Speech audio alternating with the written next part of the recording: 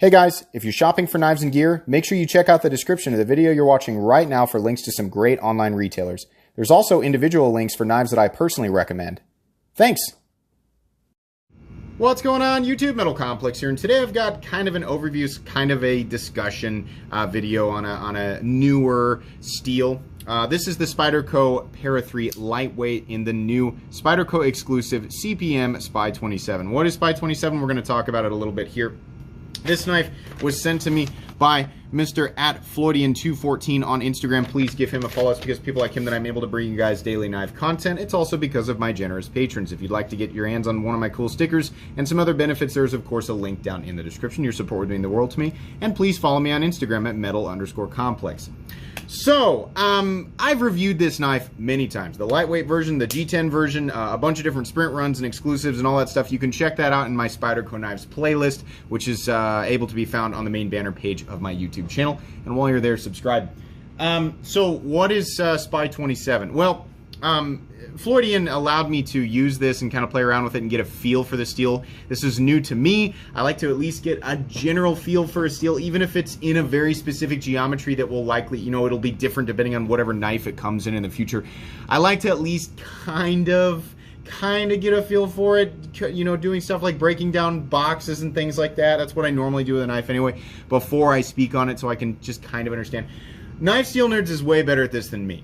In fact, I'm going to link their readout on this steel, so if you want to go read about it in depth, you absolutely can. I'm going to read their conclusion and summary for people who just want to get the gist of what this steel is all about. It is very similar in performance, and you know, it's kind of in a lot of the different stats. You know, the multi-directional teeter-totter. It is similar to S30V and S35VN. They talk about the composition, and then in the conclusion and summary, they say the resulting steel is expected to have similar hardness and corrosion resistance to S30V and S35VN. That's, of course, assuming that it is optimally heat treated, which Spyderco generally does a good job of. The edge retention is likely a small step down from S35VN. The toughness is probably a bit better than S35VN. And sharpening is probably a bit easier than S35VN. Hopefully we'll be able to learn more as knives are released. And then he says, unfortunately, I am probably unlikely to get flat stock for experiments due to the steel being exclusive to Spyderco. So there is an idea based on the composition and what they have, you know, gained from it in the knife or knives that they had, you know, that they were able to test. But there you go. That's the idea there. Probably not quite the same edge retention as S35VN, and probably a little bit tougher and a little bit easier to sharpen than S35VN, right? Well, why is that such a big deal? Why, I mean, who cares about it if the edge retention is not a good... Edge retention is not the end-all, be-all of a steel. It is very easy, especially for newcomers coming into this, to assume that the steels who have that have the best edge retention are the best steels. That's definitely not the case. I used to really drool over S110V and steels like, you know, S125V and Rex 121. Yeah, that's really neat that they can hold an edge forever on, you know, when you're cutting material that has, there's basically no chance that it's gonna chip the edge away. But I found that steels that have some extra toughness and are easier to sharpen, I found that I will definitely trade out a huge chunk of my edge retention for the composition to get some of those benefits. Now, what it seems like to me is that this is one of those things, you know, S35VN was developed meant as an evolution of S30V.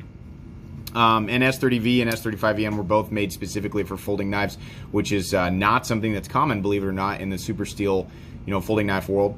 S30V was great, very well rounded. It tended to be a bit chippy, and you know, I mean, it depends on the heat treat, but and then it was also a little bit, you know, not necessarily difficult to machine, but they found that S35VN, you know, the idea was to make, you know, to keep a lot of the same attributes, make it a little bit easier to machine. So that was S35VN. This is going to be even easier to machine and easier to sharpen, and it's going to be a bit tougher, and it's going to hold an edge virtually, I mean, basically the same. If you guys are using this knife, you know, and you've got other, let's say you've got an S30V Para 3, an S35VN Para 3, and a SPY27 Para 3. You're probably not going to notice the difference in use between the maximum, edge retention, but technically this has a little bit less. I'm okay with that. Is it something that we needed? I mean, I don't know. And SPY27 sounds cool, right? It's a new, it's new. It's slightly more beneficial in some areas than S30V and S35VN, and it's slightly less beneficial in some areas than S30V and S35VN. A lot of people are going to be quick to jump on the complain train, right? But you guys got to remember, this is the natural evolution of steels. I mean, this is the natural evolution of like everything. If they feel like they can improve it and improve and cater towards a mass audience, right?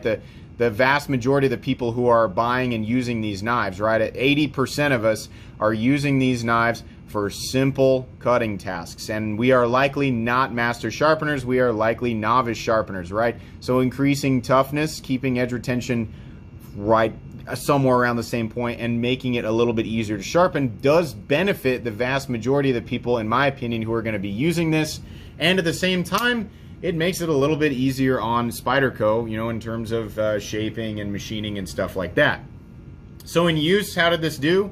Fine. I actually, I thought the edge would kind of wear down a lot faster than it did on the boxes. I was using it alongside Rex 45. I was using another Spyderco knife, and this just kept going. I mean, a lot of this has to do with the heat treat and definitely the geometry, right? You can't, basically create a wedge, that's the same steel and the same heat treat and expect to get the same type of performance. The thing about Spyderco knives is that their geometry is just really good for things like cutting cardboard. The Spyderco Para 3 is also one of my favorite folding knives of all time, and the G10 version of it, which is actually right here. This is my personal Para 3. This is a Maximate Para 3. This is my most carried folding knife. Absolutely. Maximate is going to hold an edge substantially longer, but it is not stainless, and it will definitely be harder to sharpen than this guy. Now, I understand, some of you guys watching are better or worse than me at sharpening. In fact, I would venture to guess a lot of you are better than me at sharpening. You'll say, don't worry about that Maximate, this or that. Some people are going to be, in this exact position I'm about to describe. They are wanting a blade that is stainless, so they don't have to worry about it very much. They don't know a lot about sharpening, but they're willing to, venture into it a little bit, but not wanting to start out with something that's really a nightmare for a novice to sharpen. And then they want to get decent mileage out of it between sharpenings, right? If that's who you are, this is not the right knife for you. This is definitely not. Because it's not stainless, it's going to be really, really hard to sharpen. You might get that edge retention, but it's going to be really hard. It's going to be really frustrating. This is going to be better. And that, again, that additional toughness in the edge, I think, is welcome. I have had a couple of issues with S30V on a few knives. S35VN, for the most part, has been great, right, on the knives where it seems like the heat treat was done properly. So additional toughness is going to be even better. What is toughness? Well, it's kind of like in line with what I was describing there. The steel, the final edge on the steel based on the composition and the heat treat, right? Its ability to withstand fracturing or chipping, as the result of heavy cutting or impact cutting or anything like that, right? So the tougher it is, the more likely it is to roll instead of chip, which is very beneficial because then it makes it even easier to sharpen back out. So these are all great qualities in an EDC steel. They're pretty minor though. I think for the most part, people looking to buy this will not be, number one, they're probably not, well, maybe they are concerned with those little teeny tiny things, but you're definitely not going to notice these little, maybe you'll notice it's a little bit easier to sharpen, right? But I'd be lying to you if I said that, if I use this, back to back with an S35VN Para 3 for months, if I was really going to be able to tell the difference between the two, right, for just standard EDC. I think most people are going to grab it because it's a new steel and it sounds interesting. And Spyderco has made it exclusive to them. So it, a lot of people will say, like when you hear a quick, explanation of SPY27, I feel like what you're going to hear is, it's a lot like S35VN, but a little bit better. Or it's a lot like S30V, but a little bit better, right? The people who are interested in the steel will just view the changes, you know, that they made, you know, whether or not they're, well, the parts of the changes that are beneficial to them, right? If they like the little bit of increased toughness and slightly, you know, better ease of sharpening, they'll view it like that, and then that's how it's going to be perceived, as a steel that's slightly better than S35VN or S30V. It's, you know, for a long time, and the reason I'm saying that is because for a long time, that's how I viewed S35VN. Oh, it's S30V, but better. What does that mean, better? Well, over time, I figured out S35VN actually isn't quite the same in terms of edge retention as S30V, assuming it's the same geometry and same heat treat. It's just a little bit tougher, a little bit easier to sharpen, but not quite as corrosion resistant, right? So it depends on which one of those elements you really care about, and then all in all, if you can consider it better. This is just a slight tweak on those steels that will probably be slightly beneficial for the vast majority of people who pick this up. That aside, though, I mean, you know, I guess it'll be interesting to see, you know, which knives they come out with, you know, in this steel. It will inevitably be popular, right? People who want to complain about it, you're not really going to stop anybody from buying this stuff. And then people who want to enjoy, you know, people who are fully aware of how stuff like this works, if you want to just, you know, pick up a Spyderco knife because it's in a new steel, because it's a little bit different, then that's totally fine. I think it's important to remember that no matter how you look at it, it is important that new steels, even if it's just a slight tweak and a different number and some different letters, right? It's important, even if it's just a reskin or a fresh coat of paint on an old design, it's important that stuff like this comes out because it keeps interest in the folding knife world. It keeps things fresh, or kind of fresh, right?